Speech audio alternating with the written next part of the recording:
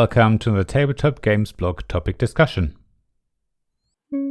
Increased cooperation. The popularity of cooperative games. I always used to be very much a competitive player. Pitting my wit against other people was my thing. I would usually lose games and still do, but it was always a lot of fun. Cooperative games really only came into my life when our daughter was young enough to play games with us that weren't just roll and move. I remember our first game of Forbidden Island, which we all really enjoyed and played many times since. So in this article, I want to explore why cooperative games have become so popular in recent years. Cooperative games are clearly quite different to competitive ones. The gaming experience is quite different between them. Instead of pitting players against each other in some form of a race for victory, cooperative games allow players to team up and try to achieve a shared objective. Rather than fighting each other, people play against the game itself. Everyone has to work together and collaboratively to achieve success. There are many types of cooperative games available now. Many of you will be familiar with escape room style games where you try to solve a series of puzzles. In a similar vein are murder mystery games. The game that, in my mind, has really cemented the concept of cooperative games in our hobby is Pandemic, where everyone tries to battle a global virus outbreak while also working on finding a cure. Most recently, I've played Castle Panic, where you battle against a seemingly never-ending horde of orcs, goblins, and other creatures. So there is a lot of choice, but whatever it is you like, cooperative games shift the dynamics from competition to collaboration. Cooperative games create a sense of unity and camaraderie. You have to strategize together and pool the group's skills and abilities. The emphasis in cooperative games on teamwork promotes a cooperative spirit, encouraging players to support and uplift each other, fostering a positive and inclusive gaming experience. If done well, cooperative games have the ability to foster meaningful connections and strengthen social bonds among players.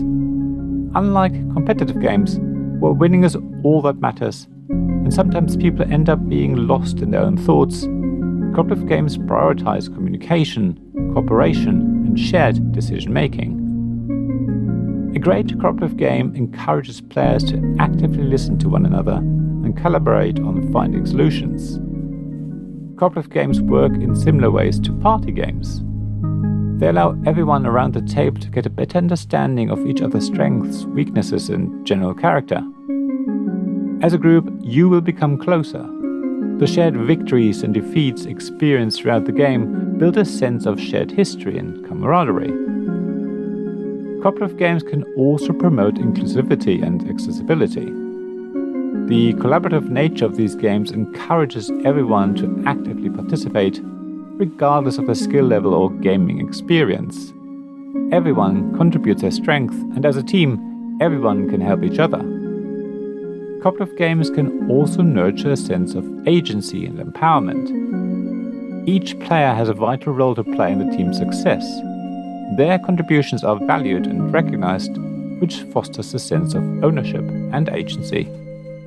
It empowers players to take an active role and shape the game's outcome. So, while you're working as a team, everyone also can get a sense of personal achievement.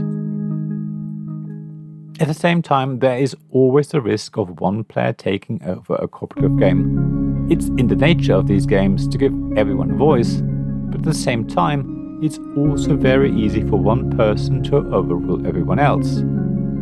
When one player is more knowledgeable, or their specific skill set is particularly useful in the game, they might feel, and quite rightly so, that they know best.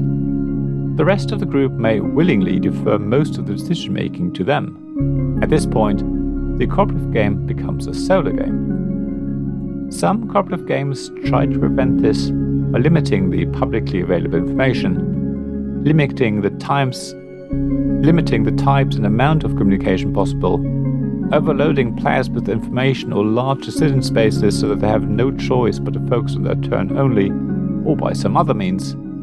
If done well, these cooperative games can still work really well, but they often start to stray away from a collaborative experience into the realms of a multiplayer solitaire game with a common goal. Therefore, I think it's up to the group of players to choose the game that's right for them and their character mix. Additionally, alpha players who like to take over a game should learn to hold back and give everyone a voice and allow them to make their own decisions. There are also games that are semi-cooperative, which can be a better fit for some groups. Ultimately though, some groups just don't suit cooperative games, and that is absolutely fine. Not every game is for everyone. However, I've really started to love cooperative games. I know that some of my friends don't like these types of games, and that is fine. At the same time, cooperative games played with the right group create an amazing experience. By shifting their focus from competition to collaboration, these games create a unique space for fostering connection and promoting inclusivity. Whether you're embarking on an epic quest, solving a challenging puzzle, or saving the world together, cooperative board games offer an immersive and rewarding experience that transcends individual victories. So what about you? Have you ever played a cooperative game before? How was it? Do you like them? If you've never played a cooperative game before, would you be willing to try one? If not, what's stopping you? As always, please share thoughts and experiences on the blog at tabletopgamesblog.com. It would be great to hear what you have to say about this genre of games. Thank you for listening to this Tabletop Games Blog topic discussion podcast. Please check the description below for links mentioned in this episode, as well as to the written version of this article on the blog. If you enjoyed this episode, please subscribe, give us some stars, or leave a review. Please also tell your friends about me, and if you want to offer financial support, check out my Patreon and Ko-fi pages, links to which you'll find in the blog at tabletopgamesblog.com. So thank you again for listening, and I hope to see you again soon. This podcast was made possible by the generous help of my supporters.